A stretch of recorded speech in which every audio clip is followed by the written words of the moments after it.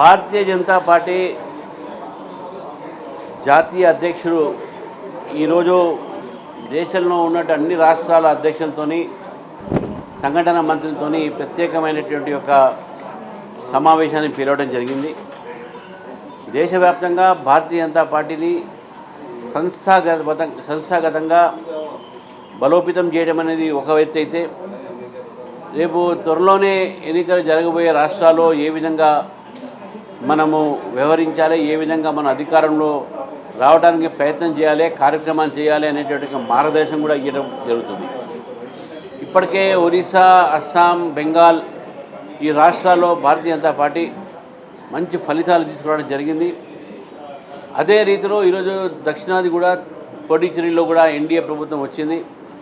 మరి రాబోయే రోజుల్లో కూడా తెలంగాణ, కర్ణాటకలో కూడా భారతీయ జనతా పార్టీ ప్రభుత్వాన్ని ఏర్పడేటటువంటి ఒక రీతిలో కార్యక్రమాలు రూపొందించడం కూడా జరుగుతుంది. తెలంగాణ ఈరోజు జాతీయ పార్టీ వారి యొక్క కొనసాగంలో ఉన్నది, వారి యొక్క కాన్సన్ట్రేషన్ దాని మీద ఉన్నది. కాబట్టి ఈరోజు ఒక సమావేశం తర్వాత తప్పకుండా మాకు దిశానిర్దేశం ఇస్తారని చెప్పేసి భావిస్తూ ఉన్నాను. రేపు 2వ తారీఖు నాడు తెలంగాణ ఆవిర్భావ దినం నాడు ఢిల్లీలో ఇక్కడ కూడా ఒక పెద్ద ఎత్తున ఇక్కడ తెలంగాణ వాసులతో తెలంగాణ ఫార్మేషన్ డేని ఇక్కడ జరుపుకుంటాం. దానికి మా జాతీయ అధ్యక్షుడు నితిన్ నవీన్ గారు వస్తారు. తెలంగాణ సంబంధించినటువంటి ఒక మేధావులు, అదేవిధంగా విద్యార్థులు, న్యాయవాదులు అందరితో కూడా ఈ సమావేశం జరుగుతుంది రేపు. ఆ విషయంలో ఈ 2 రోజులు నా ఢిల్లీ పర్యటన కూడా ఆ సందర్భంగా ఈరోజు నేను వచ్చానని చెప్పేసి కూడా తెలియజేస్తాను. త్వరలోనే కేంద్ర కమిటీ కూడా వేసేటటువంటి అవకాశం ఉంది. దీనికి సంబంధించి ఏమైనా స్టేట్ నుంచి ప్రపోజల్స్ ఇట్లాంటి చర్చ ఏమైనా జరుగుతుందా? స్టేట్ నుంచి వాళ్ళు అడుగుతారు పేర్లు మా ఆర్గనైజింగ్ సెక్రటరీ గారు పంపిస్తారు. అది నిర్ణయం అది జాతీయ అధ్యక్షుడి చేతిలో ఉంటుంది, ఎవరిని చేస్తారు ఏంది అనేది. వడ్ల కొనుగోలు సంబంధించి మీరంతా యాత్ర చేశారు కదా, కేంద్ర ప్రభుత్వమే కొనట్లేదు, దానివల్లనే సమస్య వచ్చిందని సీఎం అంటున్నారు.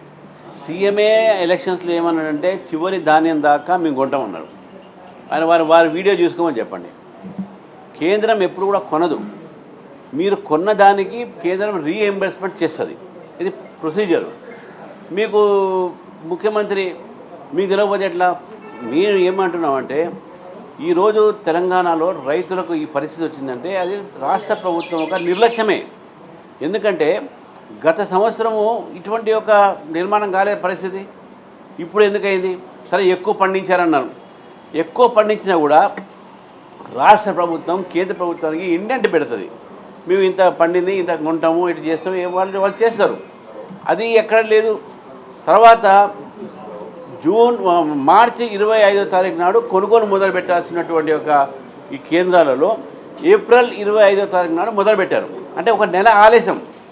దానివల్ల ధాన్యం అంతా కూడా రైతులు ఐక్యపై కేంద్రాల్లో అగ్రికల్చర్ మార్కెట్లో అక్కడ కుప్పలుగా పడి ఉన్నది. ఈ నెల రోజు పట్టించుకోలేదు ప్రభుత్వం. ఎప్పుడైతే భారతీయ జనతా పార్టీ రంగంలో దిగిందో ఇప్పుడు లారీలు తీసుకొచ్చి దాన్ని షిఫ్ట్ చేసి రైస్ మిల్ దగ్గర పెడతా ఉన్నారు.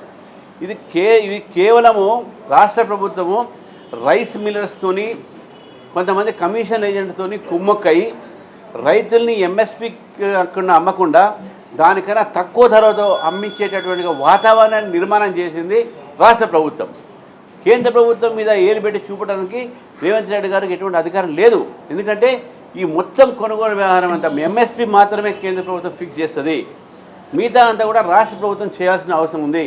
రాష్ట్ర ప్రభుత్వం చేసిన తర్వాతనే వారు పెట్టినటువంటి ఇండెంట్స్ ఉంటాయో అది కేంద్ర ప్రభుత్వము అప్పుడు రీఎంబర్స్మెంట్ చేస్తుంది. కేంద్ర ప్రభుత్వంకి ఏం తెలుసు అంటే ఎన్ని కొంటున్నారని చెప్పేసి వాళ్ళు చెప్పాలి కదా. మేము ఎందుకు కొంటాం? మీరే చెప్పారు చివరి ధాన్యం దాకా కొంటామని. గతంలో ఎందుకు ఇటువంటి పరిస్థితి రాలేదు, ఇప్పుడు ఎందుకు వచ్చింది? ఎందుకంటే మీరు పండుకున్నారు. కలెక్టర్ల ద్వారా, అగ్రికల్చర్ డిపార్ట్మెంట్ ద్వారా ఎవరు ఎంత పండించారు, ఏ పంట ఎక్కువ పండింది, దాని రిపోర్ట్స్ ఏంది, ఎంత వస్తుంది మార్కెట్లోకి ఒక అంచనా చేసుకుంటారు. ఈ అంచనాలు ఏం లేవు. కాబట్టి ప్రభుత్వం నిద్రపోతుంది కాబట్టి ఇటువంటి పరిస్థితి వచ్చింది. ఇప్పటికైనా మేలుకున్నారు. కనీసం ఉన్న ధాన్యాన్ని కూడా ఖాళీ చేయండి. ప్రతిరోజు అబద్ధాలు ఆడతారు.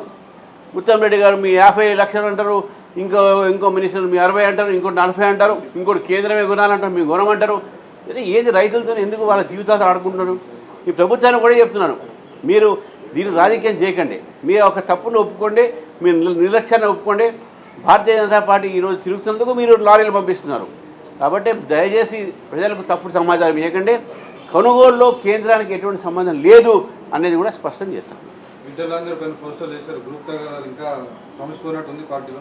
ఈటల రాజేందర్ గారి మీద పోస్టర్లని కూడా గ్రూప్ తగాదాకు సంబంధం లేదు. అది మా పార్టీ చేసింది కాదు.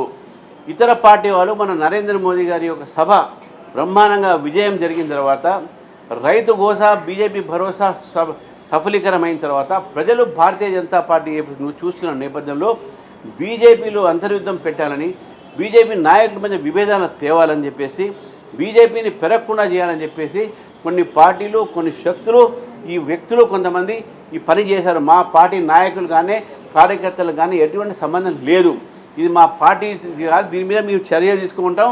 మీరు దీని మీద డీజీపీ గారికి, ఇద్దరు కమిషనర్లకు కూడా మేము కంప్లైంట్ ఇచ్చినాము. సీసీ కెమెరాలు ఉంటే ఎవరు చేశారు ఏంటని త్వరలోనే బయటపడుతుంది. వాళ్ళ మీద తప్పకుండా సీరియస్ యాక్షన్ పోలీసులు తీసుకోవాలని చెప్పేసి కూడా మేము డిమాండ్ చేస్తా ఉన్నాం. Thank you.